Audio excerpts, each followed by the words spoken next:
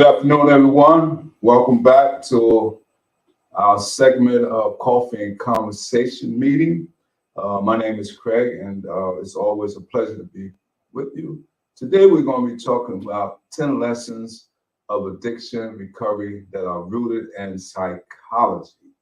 All right. And so this article was brought to us by FamilyAddictionSpecialist.com.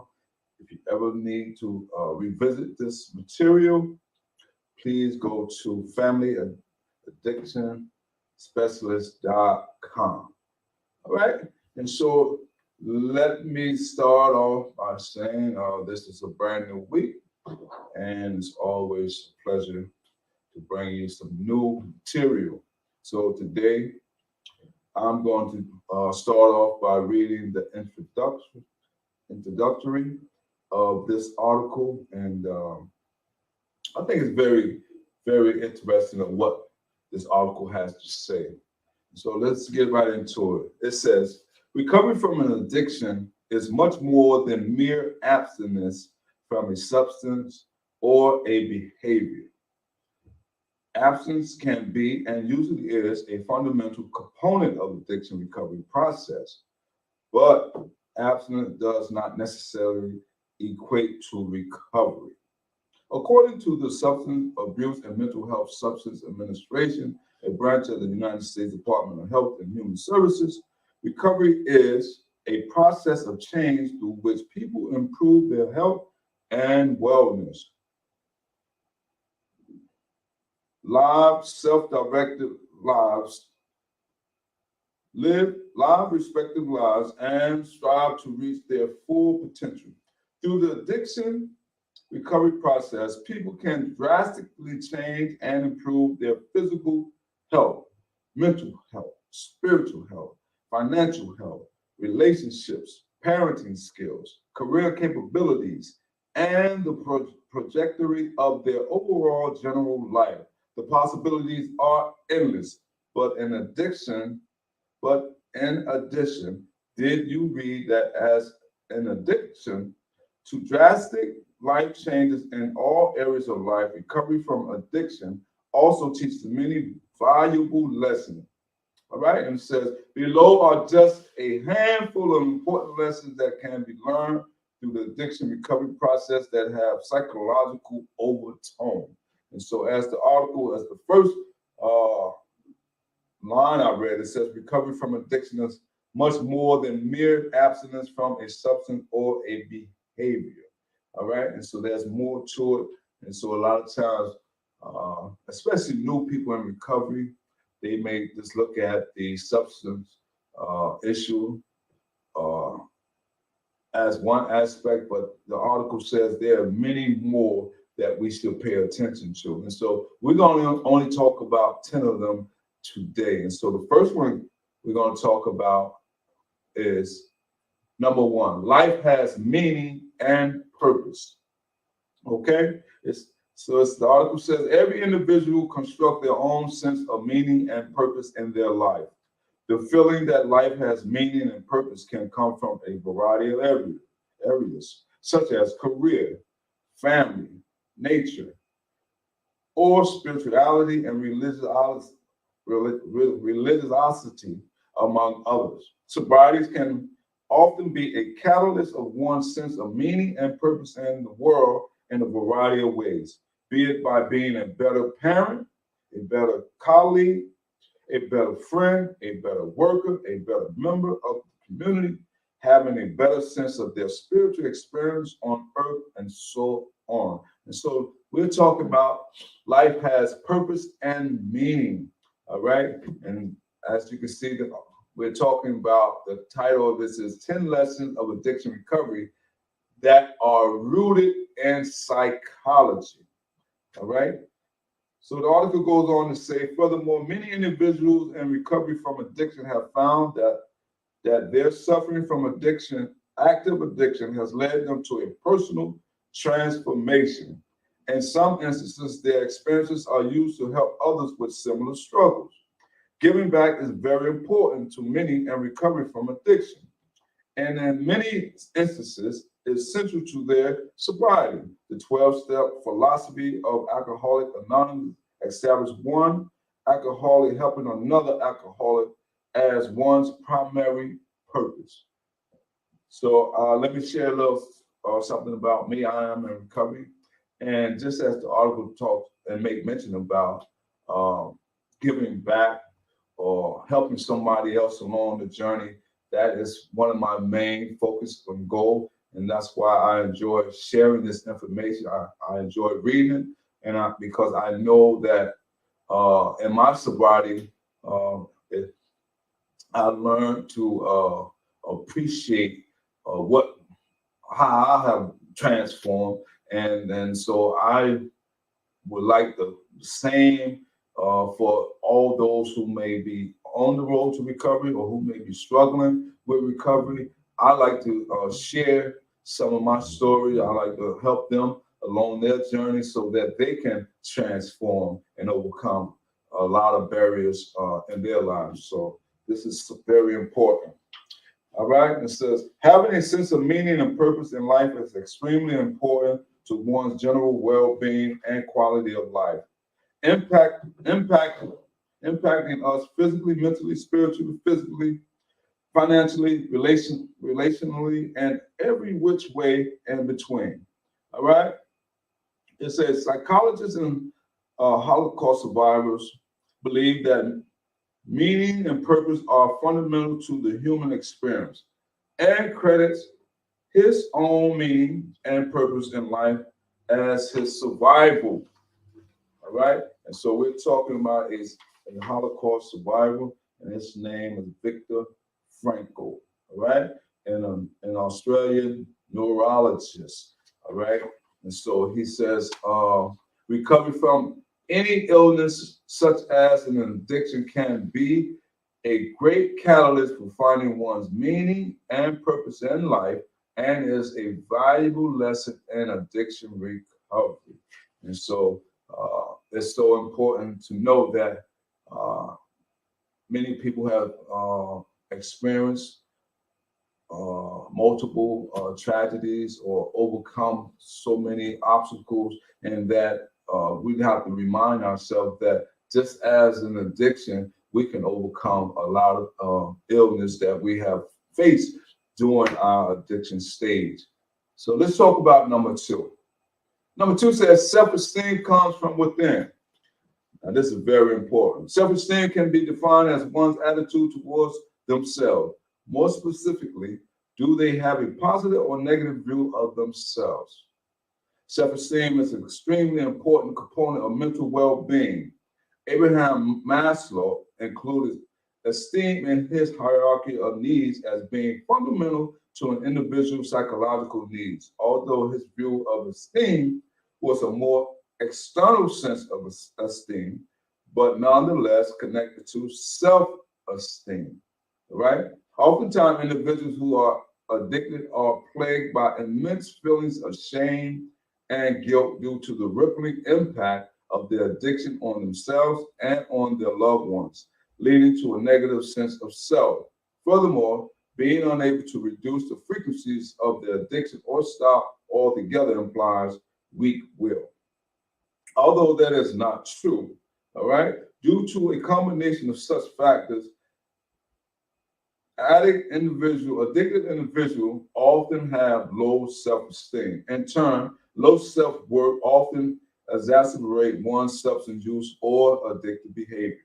The individual find solace in their addiction as it tends to either distract or numb them from their feelings of inferiority and insecurity, and also serves to give a false sense of confidence. While all substances can serve these purposes, certain substances, often depressants such as opioids, heroin,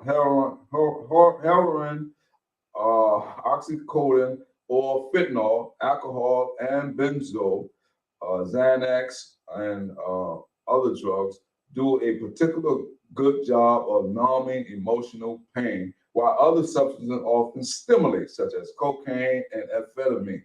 All right?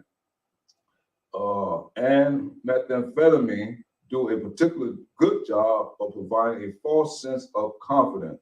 Addiction recovery often naturally results in an increase of sense of worth and self-esteem merely by being able to stop engaging in an addictive behavior and putting aside the compromising behaviors that often coincide with addiction. Furthermore, addiction recovery teaches individuals to build their sense of self-worth, and esteem by doing the right thing. Additionally, individuals in recovery from an addiction are often able to rebuild their relationships, their careers, their health, and other such important life areas that improve their sense of self-respect, confidence, and dignity. Such issues are often worked on with addiction professionals during the addiction treatment process. All right. And so self-esteem is so very important when it comes to recovery because it lets us know that we are not inferior and that we don't have to mask or cover up our pain, our shame, or our guilt, but we can overcome it by some of the attributes that they talked about that we are able to rebuild our relationships, our careers, our health, and other areas of our life, especially self-respect. Let's talk about number 3. Number 3 goes on to talk about gratitude holds great power.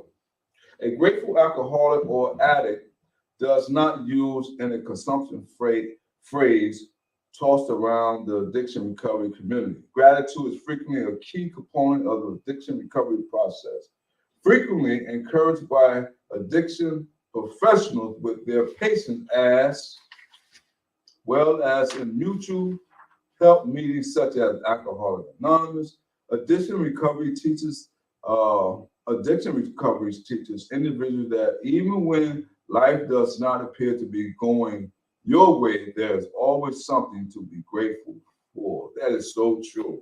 You know, even though we may have a bad day, it's often said that when we compare our lives and our situation to others, we really have a lot to be grateful for because it could be worse. And so therefore we should never be so hard on ourselves as say that we have not arrived. It's just that we are striving to get to a better place. And one of my mentors always says, I'm not where I want to be, but I'm not where I used to be. All right. And so that's a little word to the wise. You may not be where you want to be in your recovery, especially those who are in early recovery stages, but you are not where you used to be. All right. It says, so we're talking about gratitude holds great power. This is important because gratitude plays a fundamental role in our mood, our behavior, and our outlook on life.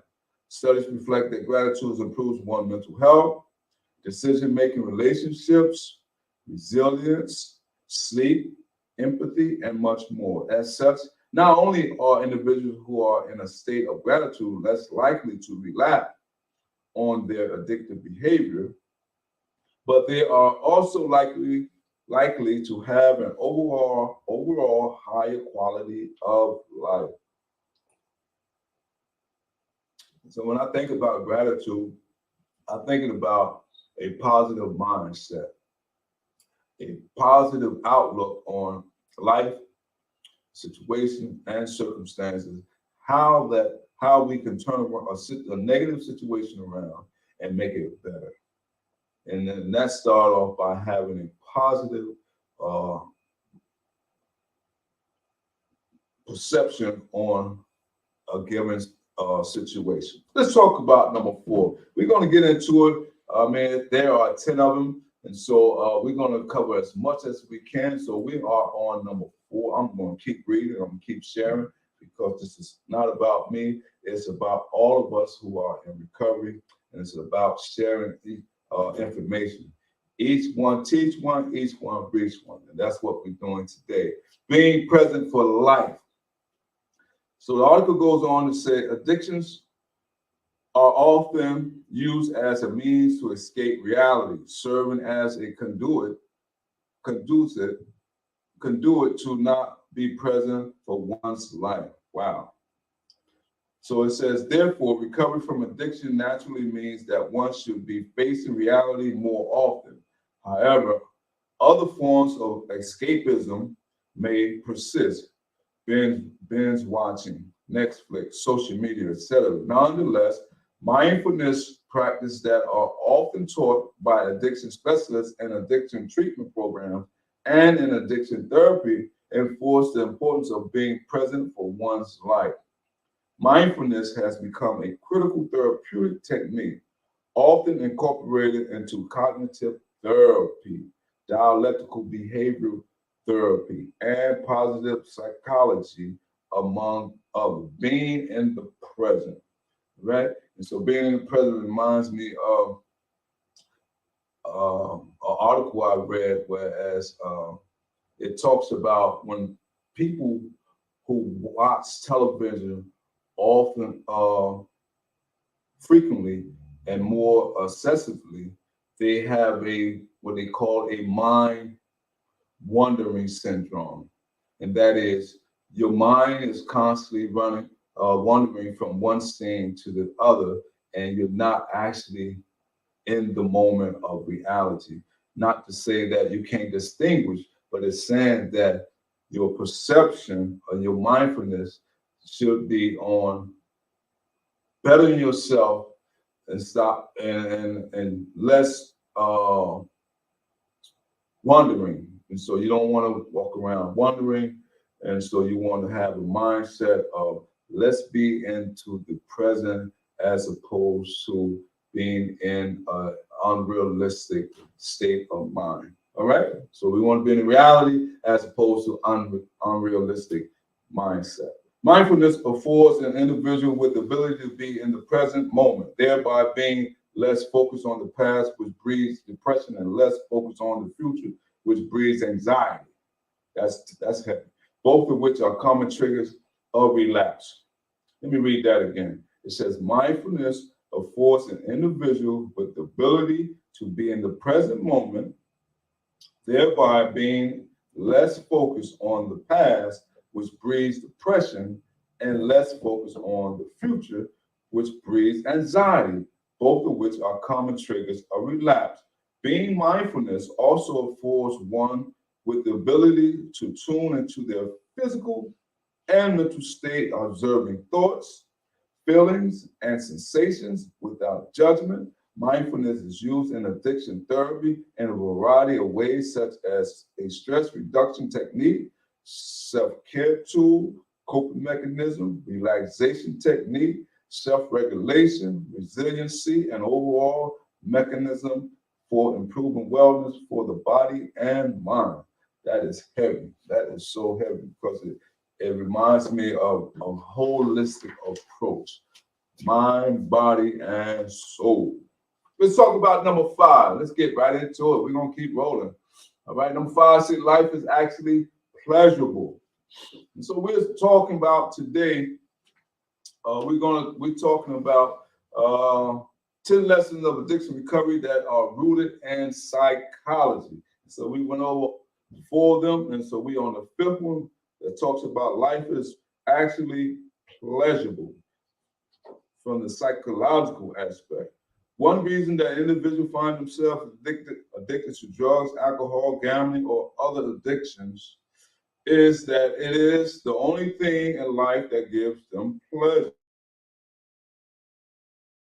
Have on hijacking the brain's reward system. Individuals who are addicted often report having a low mood, losing interest in other things they used to find pleasurable, and are only able to find solace in their addiction. As such, they often do not find natural pleasure in life. Furthermore, withdrawal from alcohol or drugs such as opioids or benzos is probably the opposite of a pleasurable experience. Fortunately, Recovery from an addiction allows the brain to heal. Over time, the brain no longer becomes dependent on an addictive substance or an addictive behavior to bring pleasure. The brain is able to produce natural feel-good chemicals. Simple, simple things such as a beautiful sunrise or sunset, being surrounded by nature, eating a flavorful meal, intimacy with a partner, social outings, physical activity, and other such natural life pleasures bring real joy to the person's life. This is great news because a lot of times we feel that life is worthless. And so, therefore, a lot of times we may pick up and use, and we may think life is boring. But this article says that the brain has the power to heal itself and bring back the natural pleasure senses where we begin to enjoy the beautiful of a sunrise or a sunset, the beauty of nature, eating good, healthy food, intimacy with a partner, physical activity. All these great things become natural and normal once the brain heals itself. Let's talk about number 6. This is one of my favorite, and I want to see what this article talks about when it talks about resilience. Alcohol and drug addiction can often cause feelings of helplessness, subsequently leading one to feel weak. Furthermore, people often contribute to the systematic nature of addiction by saying that individuals who are addicted to drugs, alcohol, food, gambling, or other addictive behaviors are weak-willed. However, as the majority of addiction professionals will attest to, addiction is not a matter of willpower, but rather is a matter of neurological changes in the brain, making it extremely challenging for individuals to reduce, stop, and stay stopped from their addiction. Anyone who has struggled with an addiction has a loved one who has struggled with an addiction can attest to the enslaving nature of drugs, alcohol, and other forms of addiction. A key element that highlights the brutality of addiction is relapse. Unfortunately, relapse rates from addiction are extremely high, with approximately 85% of individuals relapsing within their first year of recovery from drugs and alcohol, even after completing a drug and alcohol rehab program. All right? So don't be down on yourself. Don't feel that you are the only one who has relapsed. The article says that there are at least 85% of people who relapse once they come out of some type of program, rehab program. As such, individuals in recovery take great pride in their recovery, as it is often one of the most challenging things they have done in their lives. I can attest to that. That is a real good feeling to know that you can withstand and refrain from drugs or alcohol and do it with the proper coping mechanism, with the proper mindset. There are there is endless things that you are able to accomplish. So if you think that you can't accomplish certain things because you don't have the mindset or you don't have the capability, that is a false notion. Your brain is very powerful. You just have to allow it to heal properly with the proper tools from the proper professionals. I am a recovery coach. I'm not a professional in the field. All right. So let's go on to talk about number 7, and that is hope. We try to give people hope around here. And so hope is the belief that something will happen, right? It is also a cornerstone of addiction recovery, frequently highlighted in 12-step meetings such as Alcoholics Anonymous and Narcotic Anonymous. Individuals in recovery from addiction are often encouraged to have hope that their life will improve and that things will get better even in the worst of times. Talking about hope. In fact, An acronym of the word HOPE that is often tossed around the recovery community is Hold On, Pain Ends. That's a new one for me because I never heard of that. And that acronym from HOPE is Hold On, Pain Ends. I like that. I like that. Although hope may seem to be frivolously to some when it comes to battling a severe addiction, it is actually quite an important mechanism of change studied by many psychologists. For example, hope theory coined by psychologist Charles Snyder, emphasizes the importance of hope as a primary agent of change. Without hope, Snyder believes that the determination to achieve a goal will not be present. Addiction recovery teaches individuals the importance of having hope in achieving their desired goals, be it sobriety or any other objective they set out to achieve. Nice, nice. We talked about 7 aspects already, but we're talking about 10 lessons of addiction recovery that are rooted in psychology. So the mind is a powerful tool if we utilize it appropriately. So now we want to talk about number 8. Healthy relationships exist. A key component of addiction recovery process is learning how to have healthy relationships and healthy boundaries with others. During active addiction, many meaningful relationships may have deteriorated, and the ones that still exist may have been dysfunctional, toxic, or codependent. Boundaries may have been porous, permeable, and unclear. All right. And it says an addicted individual are often known to be people pleasers, right? Putting others at the fore in order to garner friendship, love, and likability. I'm gonna read that again because that's worth reading. It said, an addicted individual are often known to be people pleasers, putting others at the fore in order to garner friendship, love, and likability. Through the addiction recovery process, individuals learn how to set appropriate boundaries. Boundaries is very important. How to have healthy and meaningful relationships, and how to be more assertive and honest in their communications. These are some very important tools that I'm reading. I hope if you're ever watching this that you will write some of these things down because they are so key to our recovery. Setting boundaries, right? Being assertive, being honest, having good communications.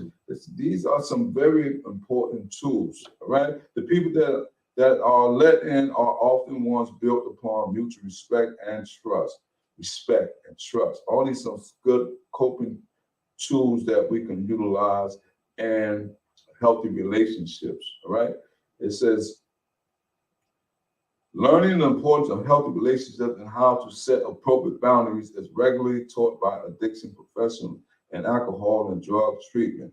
Healthy relationships are a fundamental component of psychological well-being. Researchers have found healthy relationships will have a strong positive influence on one's mental health. A positive support system, let me read that again. A positive support system has been found to be a catalyst for excelling in life support and return to help. In return, helps to foster such. Oh, okay. Let me read that because I skipped the line. It says a positive support system has been found to be a catalyst for excelling in life and for overcoming adversity. Accepting support when it is needed and also reciprocating support in return helps to foster such necessary healthy relationship throughout life. And so it's good to receive support, but it's also good to give support. All right. And so it's a two-pronged thing because it's very important because it gives you a sense of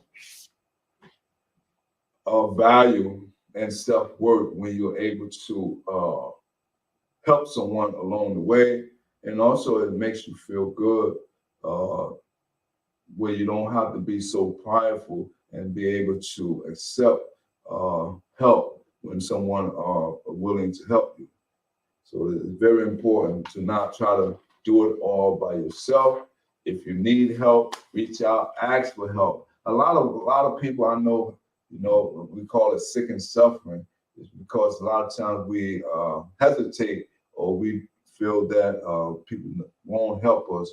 But we would be amazed and surprised if only if we would just ask for help and stop holding it inside. There's a saying goes, a closed mouth don't get fed. And that means if you don't ask for help, how will somebody else know that you need certain help in certain areas? Okay, some things are obvious and some things are not. Let's talk about number 9. All right, we're on the 9th one, and it says vulnerability and honesty feels good. This is major, especially for men. This is uh, very important. It says a common phrase that gets tossed around the recovery community, especially in mutual help groups such as Alcoholics Anonymous, is you're only as sick as your secret. Okay? You're only as sick as your secrets. This phrase implies that holding on to secret brings despair, whereas releasing secret brings healing. Opening the blinds lets light in and eliminates darkness all at once. Being vulnerable with others allows for one to release and begin to recover. Shame, guilt, trauma, and fear commonly promote the development of secrecy. These are some very good tools I'm reading. These some very helpful tools. And I hope people, when you look at this group meeting, take the good part out of it, because it's a whole lot of I would like to say jewels. All right, we say jewels to put into your crown. So we like for you to take all these good words and terminology and incorporate it into your lifestyle. So it says shame, guilt, trauma, and fear commonly promote the development of secrecy. Secrecy is also a common manifestation of alcoholism and growing up in an alcoholic household. In recovery, individuals often find that releasing secrets allows for an opening to begin healing. Mutual help meetings and group therapy allows for universality to occur. The ability to see that your personal qualities, beliefs, or behaviors are not terminally unique, and allow for others to share that burden with you. It allows for individuals to understand that there is nothing wrong with you, but that perhaps something wrong happened to you. All right. And so there we're talking about getting down to the root cause. We can deal with the surface level all day long, but if we don't get down to the root, and so people that's in recovery, or people that's on experience of drug addiction, has most likely experienced some mental health issues as well. Some of it could be PTSD, post trauma stress disorder, and so we're talking about getting down to the root. All right, and so the 10th one we want to finish the whole article off, and the 10th one it says, "Being selfless will get you farther. Get your father, supposed to say, get you farther than being selfless." All right. And so let's see what the article says. Self-centeredness is often said to be a characteristic of addiction. This is because addicted individuals are perceived to only care about themselves. Alcoholics Anonymous states in their literature, selfishness, self-centeredness, that we think is the root of our troubles. It is true that oftentimes individuals with addiction will put their addiction before their loved ones. Wow, so true. And even before themselves. Mhm. Unfortunately, strong cravings and neurological changes make impulse control very challenging, resulting in an addiction becoming as important as food and water. Oftentimes, selfishness in addiction comes at the expense of friendships, family relationships, careers, and ultimately leading to a very lonely and isolated state. This is very important, everyone.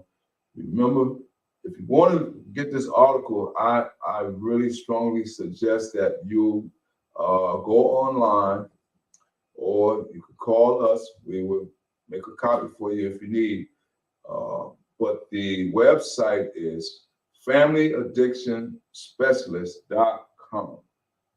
Right? So the article goes on to say addiction recovery affords individuals with the ability to change destructive behavior patterns such as selfishness. Addiction therapy can help individuals identify such negative behaviors and work to change them through the therapy process. Many addiction professionals and individuals in recovery find value in being selfless in recovery. Therapy and addiction recovery can help individuals restore empathy, compassion, altruism that may have been lost in addiction. Psychologists have found that selflessness makes us feel good. When we are kind to others or when we give back in a meaningful way, the pleasure centers of our brains are stimulated. This is important in addiction recovery because of the damage done to the brain's reward system during active addiction. Studies have found selflessness to have a positive correlation with happiness and improved mental health, among other benefits. And so that's it for me today. I went over all 10 aspects of being 10 lessons of addiction recovery that are rooted in psychology. And so a quick review. The first one we talked about was life has meaning and purpose. The second one we talked about, self-esteem comes from within. The third one we talked about, gratitude holds great power. The fourth one we talked about being present for life.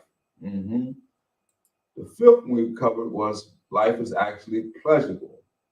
And the sixth one, we talked about the importance of resilience.